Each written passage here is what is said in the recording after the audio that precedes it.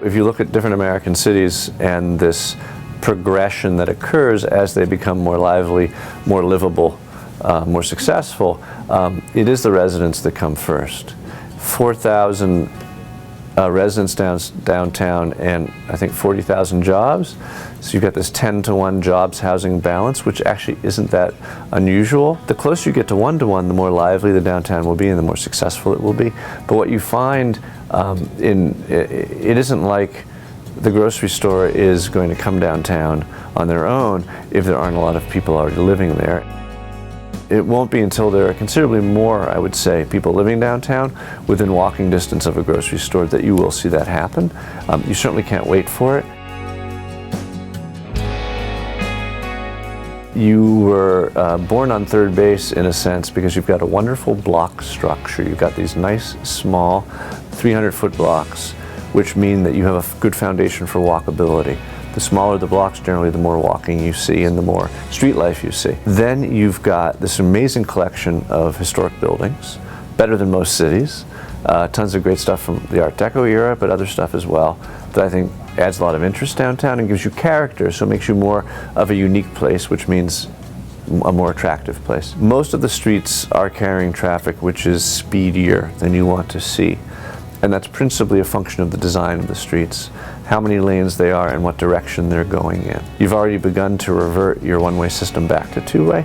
A lot of cities are being more aggressive in making those changes. You have a severe lack of bicycle infrastructure. In fact, as I tour the country and go from city to city, I would say that you are behind average in terms of providing bicycle infrastructure for people who might want to bike.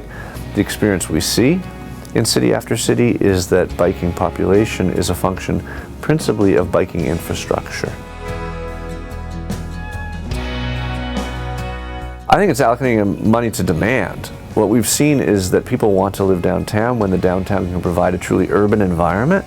You know, people don't want to live in a downtown which doesn't have the amenities that one associates with active urban places. Most households are either pre-family or post-family, and they have every reason to want what a city can offer, which is accessibility to stuff without driving, nightlife. And so downtown is poised in almost every city, but is actually succeeding in many cities. Downtown is the source, I think, of the city's reputation. You know, the image of the skyline is what people think of when they imagine a city, and the kind of street life and activity that engenders.